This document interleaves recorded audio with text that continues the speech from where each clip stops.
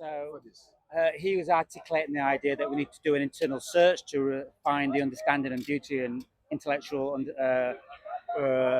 perspective of reality around us. Now saying that's a lovely notion, but if you live in poverty and don't have access to education or an internet or clean water or free from fear and anxiety of bills, therefore you can never do that internal journey. What do you think about that? I think that's a pretty broad statement, and it may depend on a lot of personal circumstances. So I don't know if I paint everyone in a certain social economic position in the same way, and everyone in a higher social economic position in another way.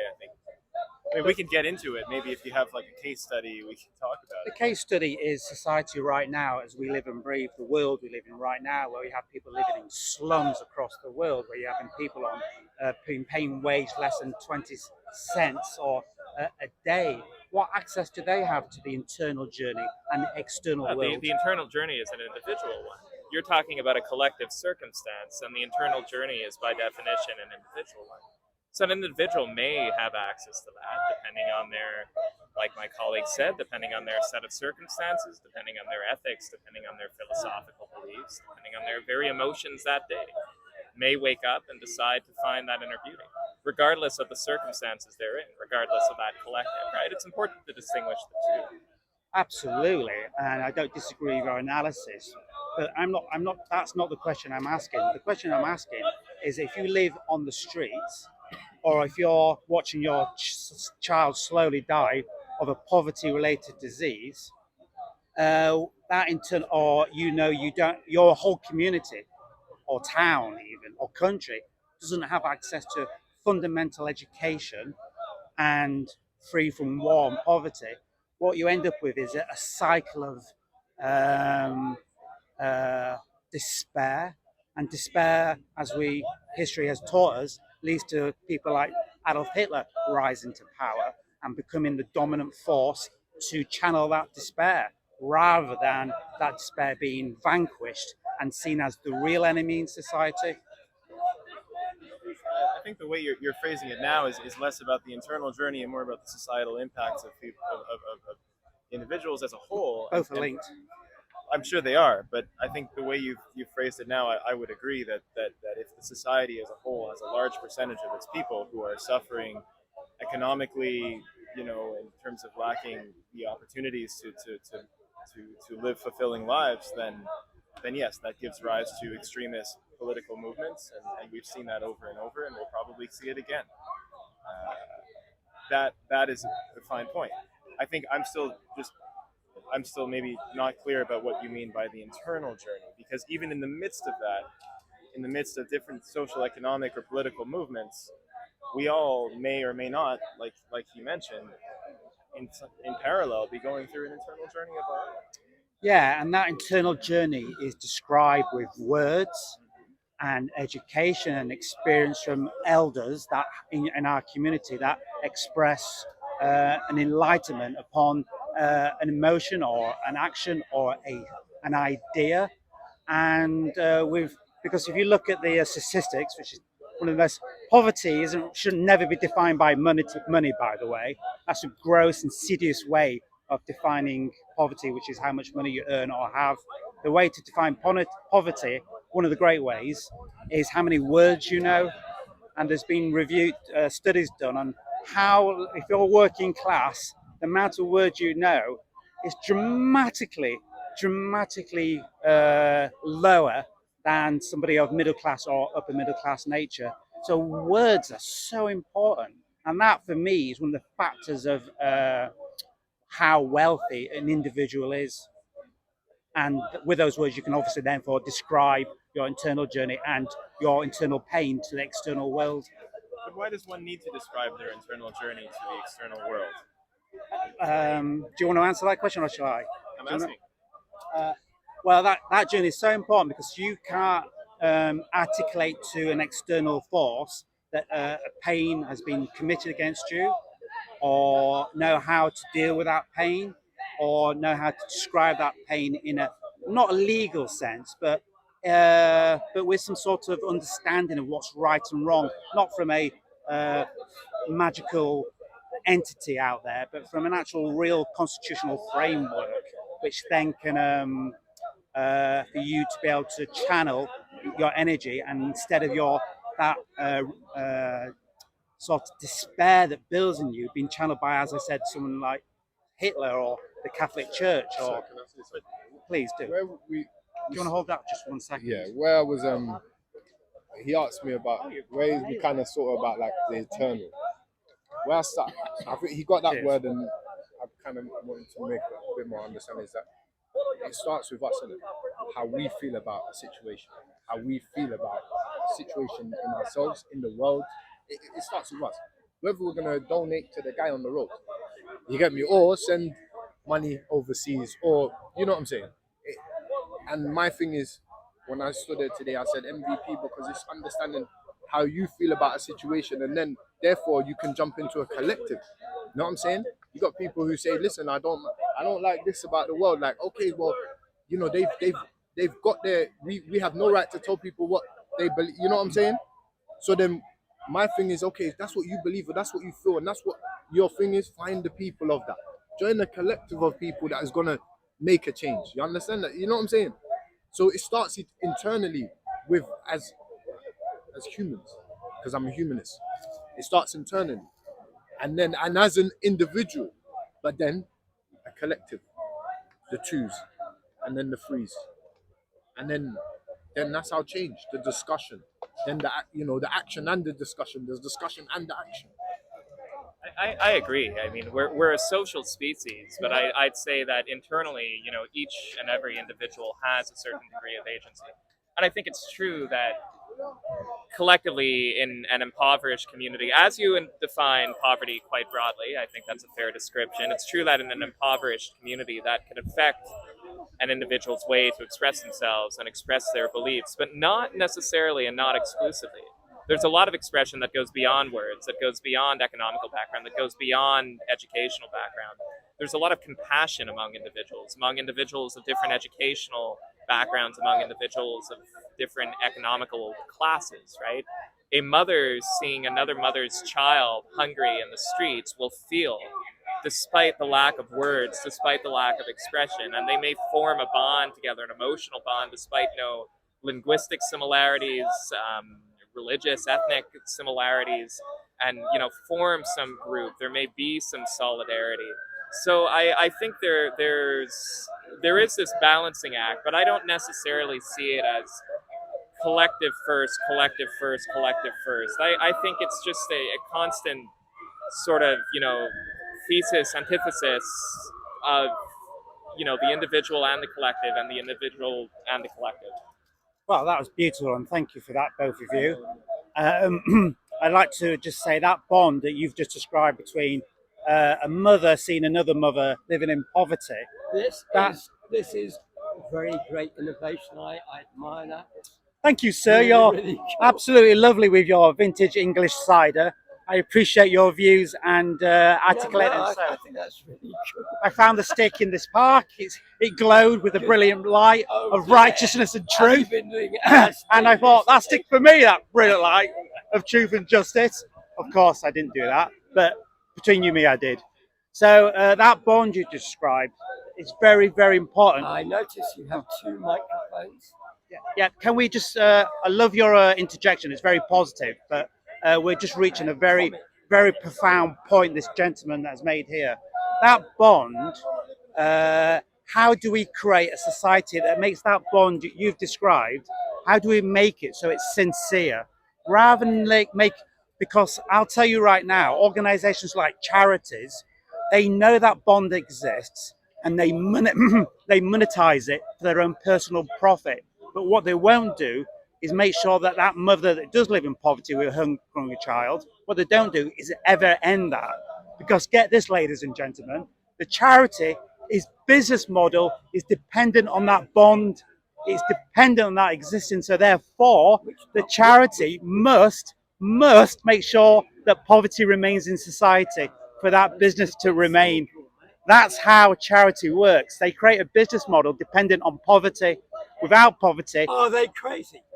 without poverty, Maybe, they little bit don't. you know what I mean? those people that own those charities can't make those hundreds of thousands each year. Do you think if there was, let's take one major, and I'm not familiar with the landscape in Britain, but one major significant charity, if they theoretically, theoretically, if they were genuine about their mission of eradicating whatever their mission statement is, let's say it's to fight poverty, Eradicating lunatics. do you think that they would succeed in doing so in our lifetimes? Never. That's Never. not. So If it therefore, was, what's their motivation? Sorry, it was just to make my point. What's their motivation to hold themselves back from achieving that goal and cynically, as you're describing, it's not cynically. It's rational. Well, why is it rational though? Because it's not necessary to protect their business model, because even if they were to try their very hardest, they would still have a great purpose to continue their business, because they would not manage to eradicate the poverty that they exist to fight. That's complex. It is complex. Thank you for observing that, which is why we're here talking about it. But the thing is, it's not cynical to do a rational act. The man that, or woman, sorry, or other, that does own the business is protecting their family, is protecting the workers in that organisation. Though the history of abuse that happens in charities in the UK is profound, and I'm pretty sure it's across the world of the workers. And so that the actual reality is that they're protecting their business model, and sending children to private school is quite an expensive luxury to have. And if you don't have a business to support such an obsession, an obsession, therefore you can't send your children to private school. To tell you the truth, like I said, being in the situation that I'm in currently and I've been in, I've worked with a lot of the big charities in central London. A lot. Worked in what aspect? Worked with them. I've set up a project with them. I've gone to them, showered, eaten from them within the last couple of weeks. Yesterday I was in Oxfam. I got clothes from Oxfam. The lady came and gave me this beautiful jacket. It is very A bag and this and the other. Yeah, and I go there and I support. I donate, and you know what I say is this: what would be worse is that they're not there. Do you know what I'm saying? We make the decision. We feel that's not a beneficial or thing organized like within that organization. There's not beneficial things. In the same with politics in Parliament, people have their twos and fro's about it, you know. But at the same time, the template is there. Parliament's there, and it has people that have a say for the people.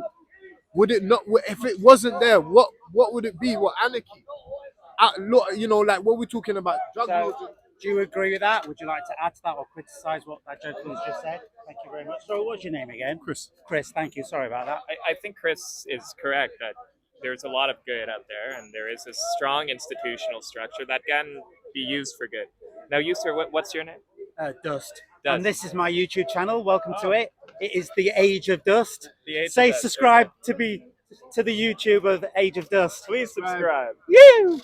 Thank you for that. So Dust, I think you rightfully point out that there's, corruption exists at every level, and I use corruption in a very broad sense. But In the way charities it exists, I think, in any large type of organization. You could find flaws in the way it's managed. You could find individuals in those groups with perhaps motives that aren't necessarily the most charitable or sincere. But I do think that you find a lot of good as well. And I think you brought up this example really in a roundabout way to get at the original question you asked, which I think was a very valid one, is how do we promote more sincerity at all levels, at the individual level, at the collective level as well? And if we focus the conversation back to that, how do we promote how do we foster the sincerity? I think you do that by having conversations like these. I think you do that through education, and ultimately I think that even if there is a bit of corruption, even if there is, to a certain degree within institutions, within government, within charities, some wrongdoing, I think you always need that balance. You always need to observe that balance. But ultimately, what comes from that, I'd like to think, and in my 30 years on Earth, what I've noticed is ultimately I think things do get better and better if you have conversations, if you speak to one another, if you try to do what's right, if you live by a certain sense of ethics, then I think you can foster sincerity. Okay, there's a lot to unwrap in that statement, to say the least. And things are actually fundamentally getting worse as we speak. We have global warming, poverty on the rise, war on the rise. Let me get to that. War. So it's historically, it's the most peaceful Hang on. time that War. we've Almost finished. ever had. A war is on the rise. Austerity, as I just declared, and also the rich getting richer. There was just a wealth transfer of nearly 25 trillion pounds, all stolen from you because of the virus that should be not named. And over that period, instead of that money going into investing to eradicate not only that virus but other viruses, which is very possible if you are dedicated to such a cause rather than promoting such a cause, then you can actually solve that. But the reason why charity is so good, because it truly represents the absolute hypocrisy of the system that we live in today, where is charity, you've missed over the point which I'd like you to come back to, which is if poverty didn't exist, therefore there could be no charity. That is the utter hypocrisy of charities. They need poverty to exist, therefore they must create poverty in society for them Hold to on, but exist. some charities, I've almost finished. also exist in a preventative. I've almost way. finished. Almost finished. 2 seconds. No, we're not. 60 seconds. And you'll have all the time you require, by the way. I'll make sure that happens. So that charities exist fundamentally because poverty exists. And there are things that can happen. Because the fundamental truth about poverty across all history it has always been designed into reality. Therefore, if we undesign it and make sure that the people in power are people of real responsibility and humanity, which are abundant in our societies, by the way, but you're never allowed to access those tools of power. So let's focus on the real question here. Poverty is deliberately designed into society from not only charities, but main philosophies, private schools, and other religion as well. So can we focus on that, please, if you don't mind? I think again what you're saying, that it's deliberately designed into society not only by charities. I would agree, and there are a lot of ways in which our system is structured that I guess ensures that poverty will continue to exist. The part that I don't agree with is when you're saying that there's a rational incentive for a charity to perpetuate poverty, because as you mentioned before, we agree that whether the charity perpetuates it or not, the poverty will exist. So what benefit is there for the charity to perpetuate it? Their mission will not be made irrelevant. They will not price themselves out of the market, so to speak. They will always have a purpose because poverty will exist for the other reasons you cited. Would you like a £2 coin? You also have charitable organizations that take. You also have charitable organizations that take a preventative role, right? That recognize that a problem has existed less and less, and that try to make sure that problem doesn't grow out of proportion or doesn't worsen. Right? More and more HIV and AIDS charities, for example, right? HIV/AIDS is a situation that more and more individuals are living with without difficulty due to medications.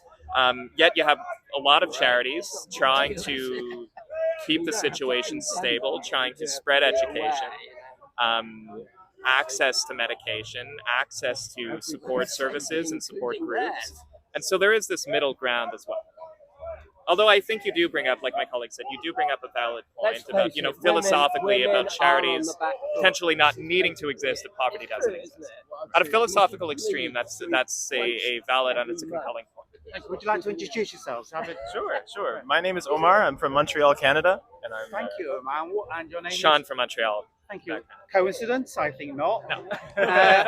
Are we here on holiday? And what brought you to Speaker's Corner today? And I'll be back to the subject. Don't worry. I'm just making sure that I'm trying to be polite. Not one of my strongest qualities, so I'm trying to enhance that. I think you've been extremely polite, and you're a great host for the YouTube channel. I'm trying to better YouTube. So yeah. So what brought you to Speaker's Corner today? And that question's to you as well. Well, what brought us to London is one of our close friends is getting married later today. Yay! Congratulations. Would you like to say congratulations to YouTube, to them on YouTube? Sure, absolutely. Congratulations, David and Freya, on your wedding. We're not exactly sure what YouTube channel this is. Hopefully it's a good one. And make sure you get the details. It's The Age of Dust. The Age of Dust. And my name's Dust. Sounds a bit dusty. Indeed it is. So just make sure you don't bring a vacuum cleaner to Speaker's Corner, because that's my great nemesis, is a vacuum cleaner. How about a leaf blower? That too, but no, there's a joke there I won't say. and He's all about sex. This guy. I don't know how you jumped to that, but I didn't show you my definitely showed who you are for one moment. So there you go. Would you like to? Yeah, my name's Chris. What brought me here today is obviously I travel around London with my homelessness. I'm at the moment in my block. So yeah, Very nice. and I used to come to Speakers Corner anyway. So yeah, and I haven't been for a few years. But I thought I'd come and I'd just say with what's going on in the world today, with everything, with the loss, I just thought to give a message quickly which I did. Hopefully, my message was just it would be heard. Yeah, indeed, it has. All our messages have been heard today, and it's been very beautiful. And to hear messages. Yeah. Articulating, debating a sensitive subject, I know, but a subject nevertheless very fundamental and important. So I'd like to now just sort of wrap up. So if you'd like to all articulate your last thought, and it can be a positive one regarding this subject, and if you don't mind, or just whatever feel comes to your heart. Would you like to go first? You were here first. Like I said, I'll just leave A it positive with message to the yeah. My positive message is just to be humankind. humankind. You know what I'm saying? This is because MVP. Remember who's the most valuable person to you, and what is valuable to you because it could be gone tomorrow. Thank you very much. My positive message for all of us is it's constructive to have conversations and approach people that we don't know, YouTube channels that we don't know, and just begin to engage and by speaking to you, I'm learning about your perspective. I don't necessarily agree with it or disagree with it. I'm just learning, and vice versa. And so I think that's the wonderful thing about Speakers Corner in London, is that people from all walks of life and all breadths of perspective can share what they think and engage, and people like us who are just kind of stepping in without understanding what's going on are able to just jump in and have a nice conversation. So nice to meet everybody. Beautiful. Thank you for that sentiment and thought. I can't say it more beautifully than Omar, I don't think, but I'd say, be critical, but also be positive and speak with one another, love one another. And I think like that, both individually and collectively, we could get by these tough times. Well, thank you very much. I hope you subscribe. I'll give the details afterwards to clarify that. And YouTube out there, these people, give them a big round of applause and a big thumbs up, because they have dedicated themselves to a certain path of enlightenment you've just demonstrated today, and debate for the noble cause, sincerity and growth of not only the individual but of communities, I believe. So thank you very much. And on that note, dust is out. Be informed. Be informed. There you go. Sneak your last one in. Thank you very much. Right, I'll just pause this.